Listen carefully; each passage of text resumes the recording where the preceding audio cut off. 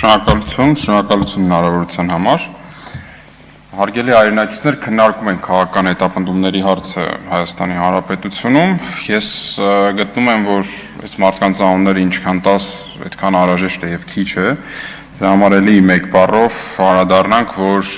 ուղղակի խոսքի համար բռնություն չի ենթադրող, իրանից որևէ հանցագործություն չի ենթադրող խոսքի համար ազատազրկված է Միքայել Սրբազանը, միտինգներ, հանրահավաքներ կազմակերպելու, գուցե լավ նախապատրաստվելու հանրահավաքներ կազմակերպելու համար ներողություն ազատազրկված է Բագրատ Սրբազանը, հայտնի 18 արդարների գործով։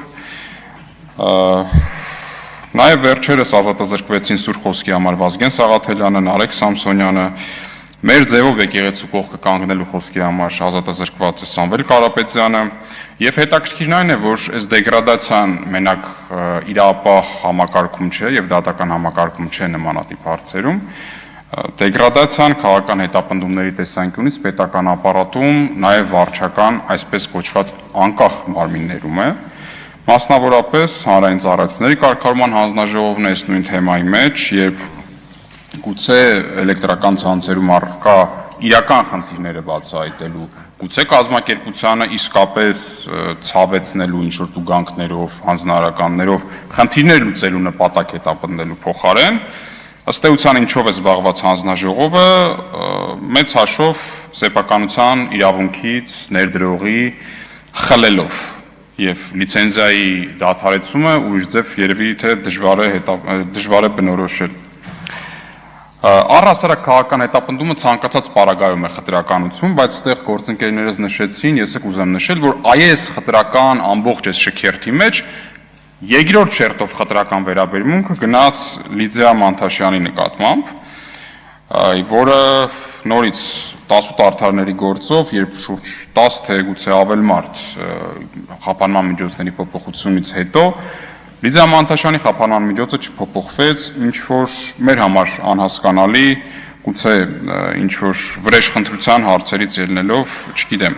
Ամեն դեպքում հիմա բոլորս քննարկում ենք, որ եվրոպական կառույցները, մարմինները կամ արևմտյան առհասարակ լուր են, չեն խոսում իրավունքների պաշտպանությամբ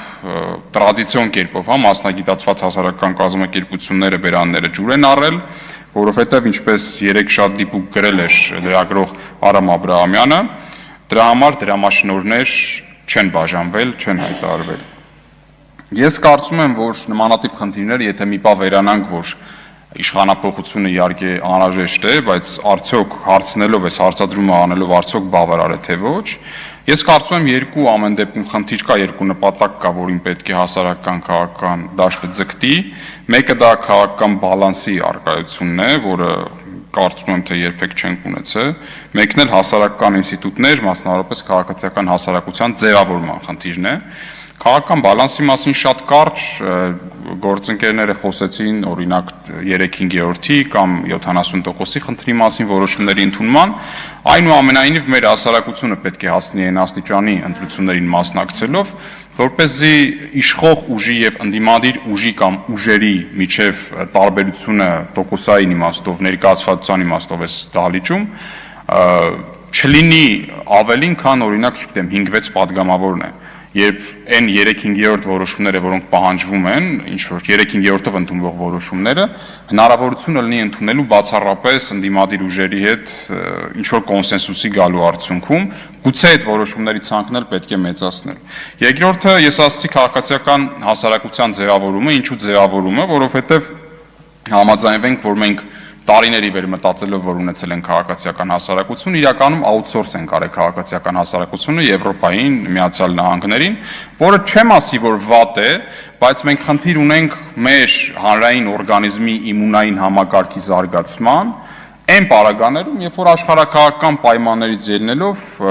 այդ մարդիկ նորմալ է, շահագրգռված չեն այդ դրամաշնորհները շարունակեն այն նույն շահերի, այն նույն բծախնդրության տեսանկյունից, որ անում էին առաջ։ Եվ այդ գործունեությունը շատ խոսվեց, ընկերները խոսացին համակարգման, ինստիտուցիոնալիզացման թեմայով, ես գտնում եմ, որ խնդիրը ոչ թե քաղաքական ուժերի միասնական ինստիտուցիոնալիզացումն է, որը անհնար է, այլ հայ հասարակությունը պետք է վճարի իր ռեսուրսներով սեփական քաղաքացիական հասարակության մարմինները, օրգանները ստեղծելու համար, որը 1-2 գոնե իշխանապողությունից հետո ձեռք կբերի այդ հեղինակությունը, եւ ինչպես նաեւ գործընկերների ասացին, մենք չունենք թիվը, օրինակ, ներողություն 10-20 վայրկյան, չունենք թիվը հետապնդվողների քաղաքական նկատառումներով, չունենք տվյալներ եւ այլն, կլինեն այն հեղինակավոր հասարակական կազմակերպությունները, ում բոլորս կկարողանանք հղում կատարել։ Մենք շատ լուրջ այդ խնդիրը ունենք, որովհետեւ այո, Amnesty International-ը, Human Rights Watch-ը միշտ չէ որ այդ տվյալները կարտացول են։ Մենք ունենք գոնե հայ հասարակության շրջանում այդ հասարակական իրավապաշտպան կազմակերպությունների ձևավորման խնդիրը եւ նորից եմ ուզում մեսիջը տամ, որ դրա համար ժողովուրդ ջան պետք է վճարենք, պետք է մեր մեծ կարողություններ ունեցող մարդիկ, որոնք շատ լավ գործեր են արել այս հասարակության համար տարիների վեր, տասնամյակներով ի վեր, հումանիտար ասպեկտում, կրթական ասպեկտում, մյուսով, բայց իմ գոնե հիշողության մեջ երբեք չեն արել այդ կանոնավոր կոնստանտ ներդրումները իրավապաշտպան կազմակերպությունների ձևավորման, ռեսուրսների ընծայնման եւ գոնե 10-20 տարով իրենց գործունեությամբ հնարավորություն տալու համար։ Որպես հասունացած հասարակություններ, արևմտյան հասարակությունները դրան հասել են, մենք էլ պետք է այդ նպատակը դնենք եւ ի վերջո հասնենք, որովհետեւ քաղաքական կուսակցությունների եւ իրավապաշտպան ՀԿ-ների նպատակներն ու գործունեությունը չեն կարող նույնացվել, չպետք է նույնացվեն եւ երկուսն էլ լավ վիճակով եւ կարողություններով մեզ անհրաժեշտ են։ Շնորհակալություն։ Շնորհակալություն։